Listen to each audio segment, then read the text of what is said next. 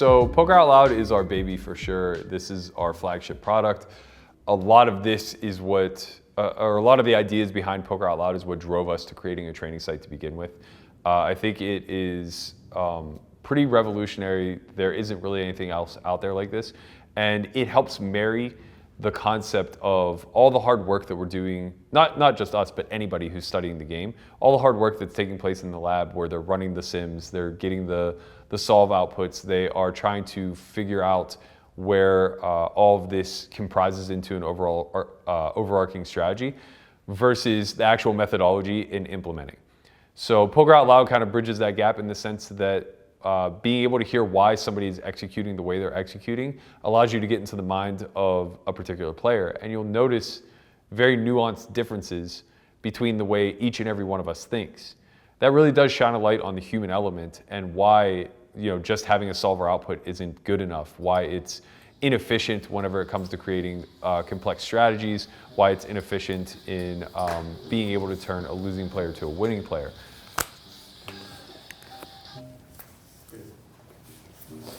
All right, so we're opening again. So we got a suited hand. We're gonna open it this time. So.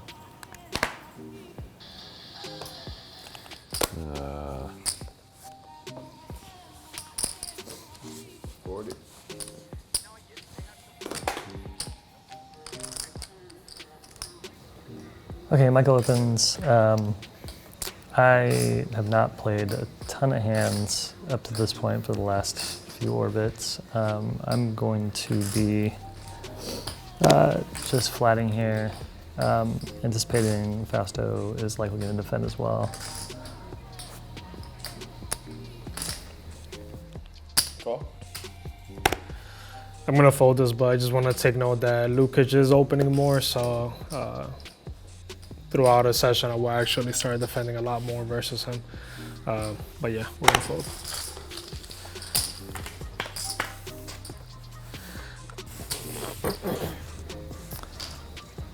So monotone board,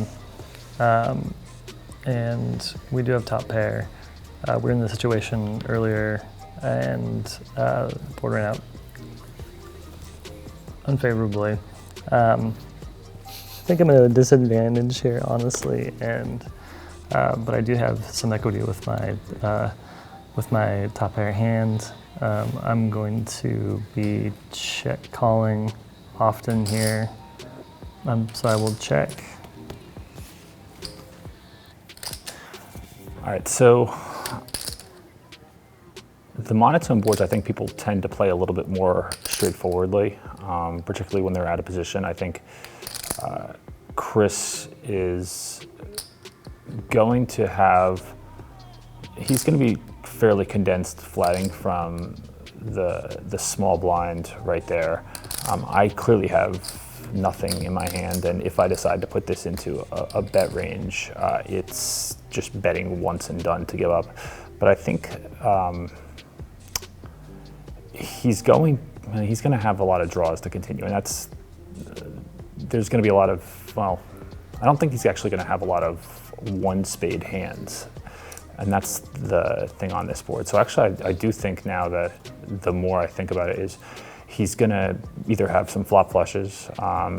He's also going to have some pair coverage on this board. I think if he has hands like 9-10 or 9-7 or things like that, especially without a spade, he's going to have a hard time continuing. So I think I could actually put one embed in on this board with a larger portion of my range and just give up if he calls me down, assuming that he is at least going to have a piece of this board and he's going to be fairly sticky on this. So I'm going to make this, let's see, the pot's 90, so I'm going to go with 50 on this.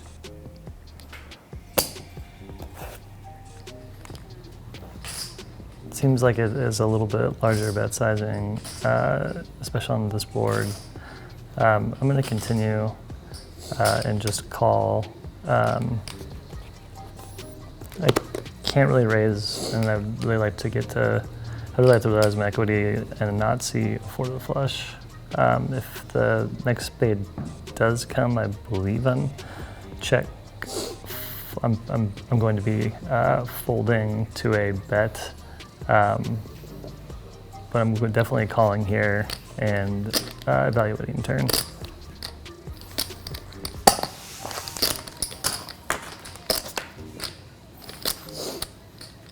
So king is not a great card for me,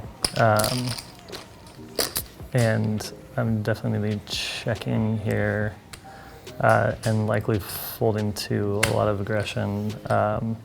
If it does go check, check, then we'll be looking at the river. So that's a range card for me, I guess going back to my flop bet, I don't think my flop bet is particularly great, to be honest with you. But the reason I throw this into a flop bet range is that I do block a lot of his check call hands. Like I block Queen Jack, I block 8-7, which I think continue to my bets here. When he does check call, I think he does have Jack X coverage in his range. I think he probably also has hands like pocket tens, pocket pairs that actually do contain a spade there. The king is a pretty favorable card for me, and actually I think a hand that I would have like ace king with a spade would definitely play it this way. King queen with a spade would definitely play it this way. So I'm going to have a lot of coverage on this. The problem is I really just don't have any equity. So, running this into a zero equity bluff seems somewhat problematic here too. So, I've kind of dug myself into a hole here in this spot by betting the flop now that I think about it here. So, I think the fact that this is a pretty good range card for me, I'm going to continue and rep that I do have the king in this spot here. I think my blockers are still fairly relevant here. If he does call, I'm just going to have to completely shut it down the river. But I think hands like pocket nines with a spade or hands like that are going to have a hard time continuing to a bet. So pot is 190. I'm going to size up a little and make it 150 here. 150?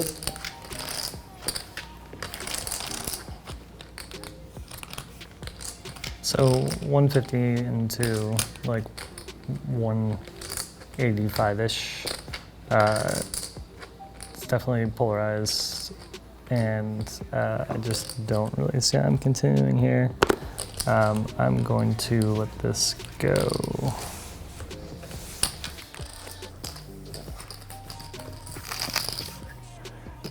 So that's definitely not, was not in normal construction there. I think once I bet the flop on that, I pretty much ducked myself into a spot where, because the turn was just so range advantageous for me, I pretty much had to continue following through on that. But if he was calling, I was definitely shutting down on any of the river cards. So one thing that I've come to the realization of, not necessarily even just for this, but in general, is that it's okay to be wrong. And I am pretty certain that I'm going to have at least one moment tonight where I'm just completely wrong in my thought process, and that's okay. As long as I just stick with my understanding of concepts and my understanding of how to apply those and execute those in game, I should be okay. So, yeah, I think because of the time I've spent specifically in the Solve For Why Cash Game Academy, it's definitely given me the ability to speak to things which I would normally probably not be able to speak to. Things like understanding range advantage boards versus range neutral boards versus range disadvantage boards, or knowing when you want to continue aggression and when you want to maybe stop, capitalization versus realization, or some of these concepts that are just really basic to the fundamentals of what they teach. Once you drill those things over and over again and you do that work on your own, then it becomes a lot easier. But you still don't sit there and talk about it and verbalize it. So when I think about having to do that, but then doing that on camera, and then knowing it's going to be reviewed by one of your mentors, it's like, oh man, I hope I get it right. Yeah, I'm actually not nervous. Nervous in a different sense, but not nervous in explaining myself, because that's one of the reasons why I wanted to do coaching. It was like a little bit for a selfish fulfillment, because I have to know what the hell I'm talking about and be ready for different situations, because students are going to be in different thought processes, different levels, and I have to meet them at that level and bring them to the next level. Solve For Why has torn everything that I know about strategy away, and then solidified a foundation and built it back up from nothing. I think without Solve For Why, I would be broke, for sure.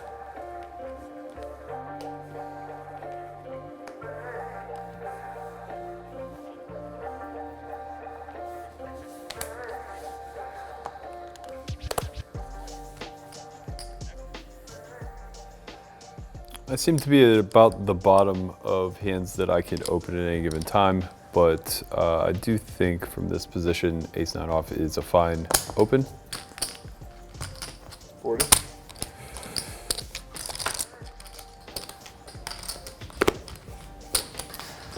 Matt opens, and he uses his pretty standard size. I have a hand that is, I think, okay, marginal here as a call, but I would definitely see it as a 3-bet opportunity.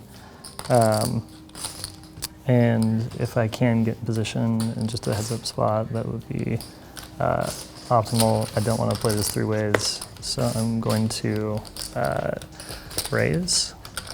I'm going to choose a sizing I think is in the middle, so we'll go to raise. 100. 100. So I think he's definitely 3-bet merging. I think he's choosing a smaller size because I'm behind them, and he's 3-betting Berkey. He probably wants to go range through. Yeah, I fold in my hand.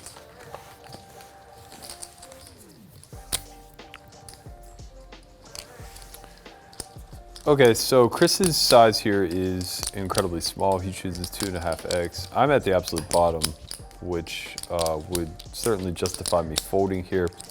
I'm going to be dominated by some of his 3-bet range, but when he chooses sizes this small, he is going to be a lot more linear in fashion. That's not to say that he won't have 10s plus. That's not to say that he won't have, ace jack suited. I mean, maybe even ace 10 suited plus. But what it is to say is that a big part of choosing this size is the ability to defend against a 4. So though my hand does fall into a 4-bet or fold category, I'm going to put myself in a bit of a difficult spot and try to traverse this tree, I guess, more so through the post-flop dynamics. I'm not going to have a lot of opportunity to take away, but I'm really going to have to rely upon post-flop blockers and any sort of backdoor equity that I may flop in situations where my defending range tends to smash boards. So these like low middling boards, 8 high boards, 7 high boards, things like that, I'll have much more ability to take away because as the raise caller, I should have slightly more coverage there.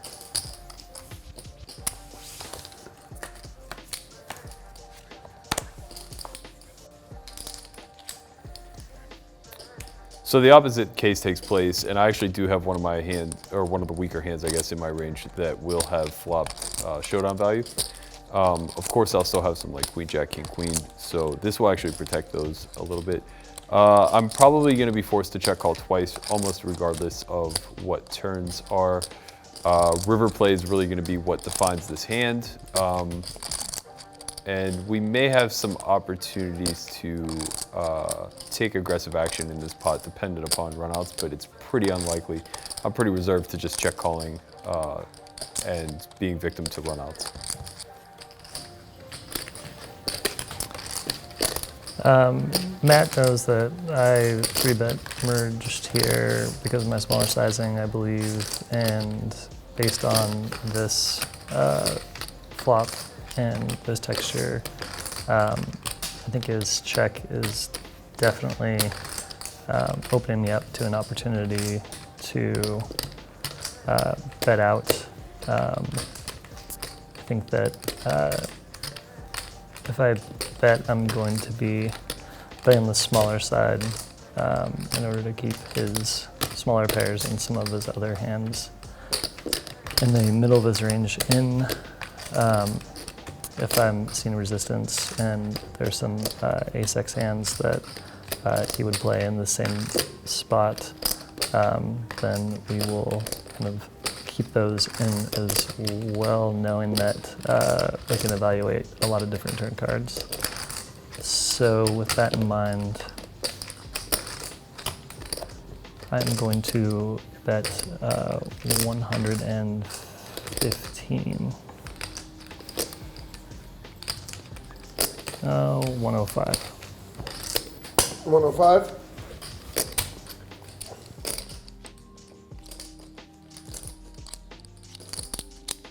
Okay, pretty standard here by Chris. He's going to choose about half pot. I think that's pretty good on this texture.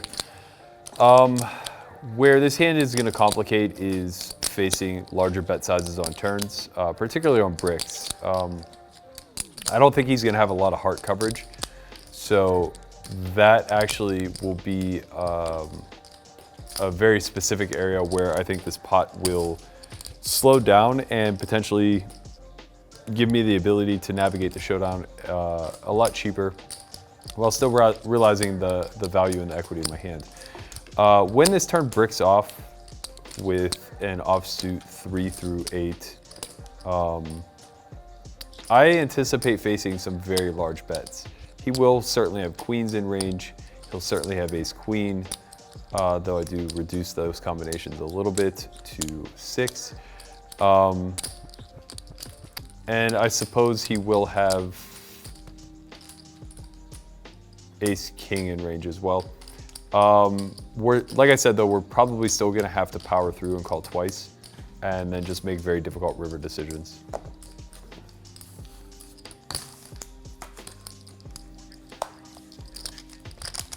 That's kind of an interesting card because I'm actually pretty protected. I have a fair amount of Jack-10 coverage, as does he. I may not necessarily call all my Jack-10, I might only have hearts and spades, where he'll have all 4 combinations. I do still anticipate a big bet to come through here. This is probably a card where I can begin to fold.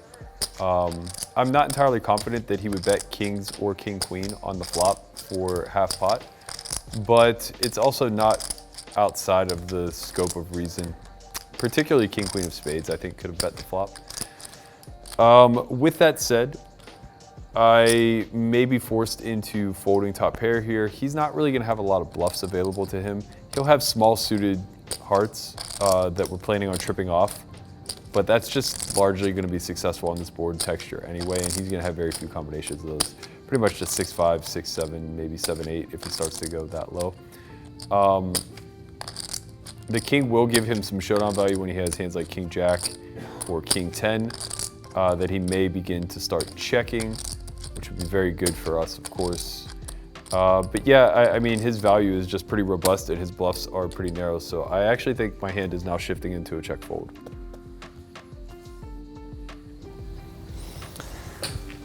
So the Matt's check and the king on the turn, I think our hand is definitely shifting into realization. I want to realize my equity for my queen still. I'm simply going to be really checking behind here to a lot of his range with most of my range, and we did pick up some gut shot straight outs. I think that really, I can't capitalize on any of those at the moment, so we're going to evaluate on river cards.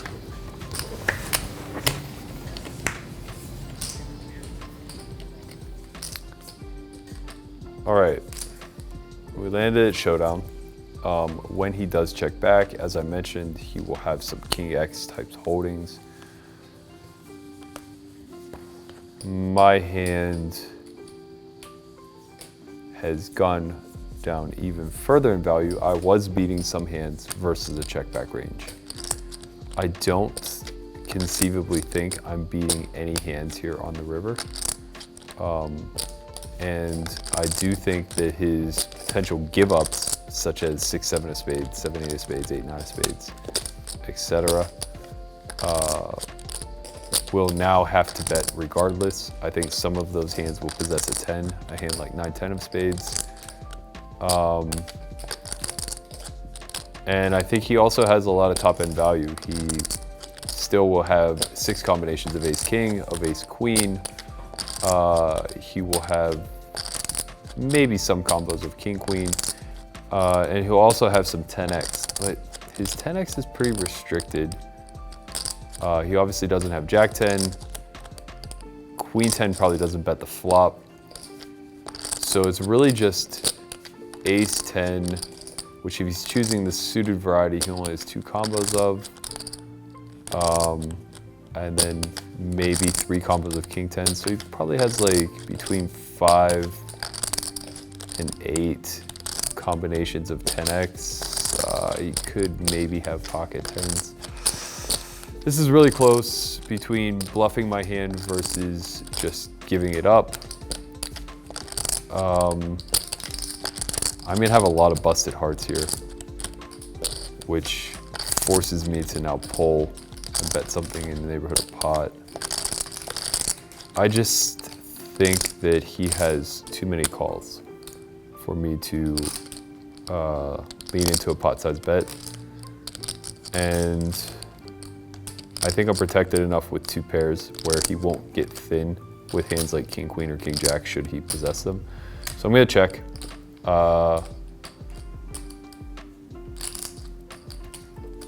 No, I just never win.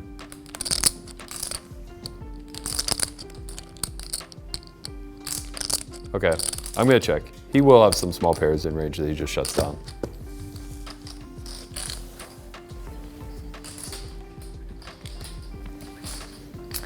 Okay, so we river the nuts, and I mean Matt's check here.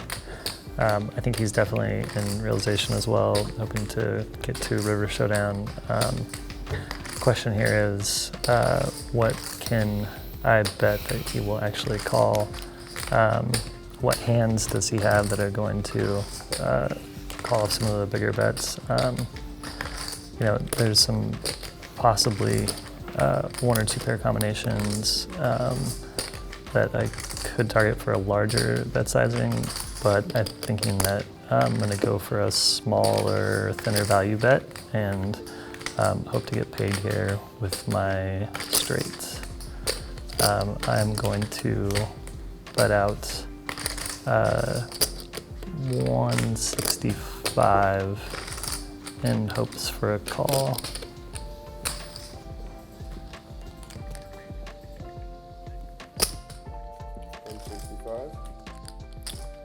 I really like Chris's size here. You know, this is the size that's targeting hands like queen jack, king queen. He'll have enough 10x in this range to be able to call a check raise. He still gets to bet hands like pocket jacks should he possess them. Even hands as thin as ace jack can now be going for value because I have to defend something, and I probably have to call maybe like, I don't know, a quarter of my king queen combos, something to that nature, just to protect against him bluffing too often with give ups. That said, I don't beat anything really except bluffs. He has to reach for bluffs. He could have a hand like king 8, king 9 of hearts, which I unblock. He could have a hand like jack 9 of hearts that he's now forced to turn into a bluff. Let's see, 165 into 425. So I'm getting laid about 4 to 1, give or take. need to be right 20% of the time, find a worst hand.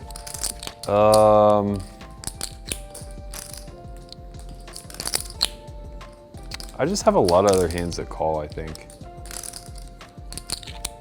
I have ace deuce, I have ace jack, I have some ace queen, I have some king queen. And I obviously have slightly more 10x than he does. Maybe not. Maybe not, because I'm forced to continue only spades or hearts, but it's close. I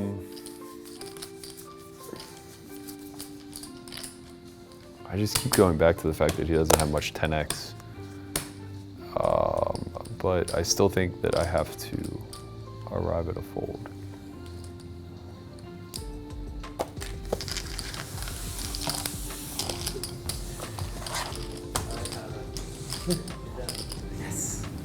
Done?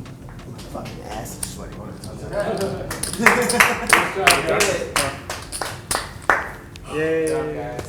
I thought the 4 students played phenomenally well. They all fell into like a pretty good strategy. Not surprised, they're longtime students. They were chosen for a reason.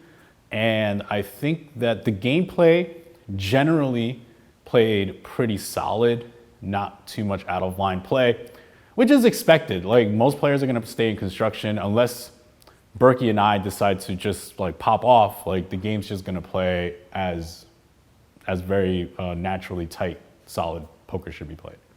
I felt Michael was kind of forcing things because I'm guessing he was pretty card dead. He lost very small, but I know he told me he opened like king 9 off under the gun. Just a little bit too loose, and he's super, super data driven, so like he knows he's being loose there. I thought Fausto was really card or spot dead or both. He didn't seem very inserted in the lineup at all. And then I thought Chris and Chris were really bright spots. Chris K, just really solid. Seemed like he was in the mix the appropriate amount. Wasn't really backing down to any random aggression. Chris Price just killed it mechanically. Like, there were times where I would anticipate exactly what the size would be that he would choose. There were times I would anticipate that like he would check. And I'm really only going by a couple hands that I played with him, but even in the other hands that he was playing against others, I really thought he nailed the mechanics down really well. And you know, again, he's very studied. He's done a lot of data-driven approach. So I'm not shocked to see him align his ranges with proper sizes and frequencies. Do you have 2 pair? What'd you bluff him with? I flopped the queen. You flopped a queen? Yeah. I had 10 queen. I riveted so you it made straight. it. Yeah. Straight, yeah. Oh, that's funny. I discounted that hand. You did? Yeah, I didn't think you would bet queen 10. Because of my turn?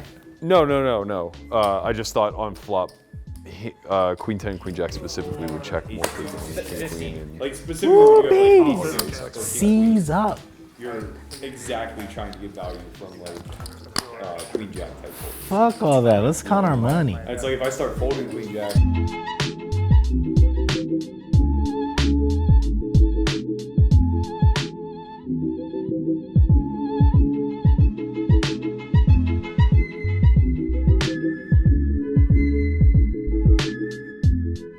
Yeah, it's a shit spot. Yeah. Between the chin. I dumped off to. Woo, baby. Dude had what? Team C's up, baby. Me, Chris, and Chris. We're fucking mashing. C's up.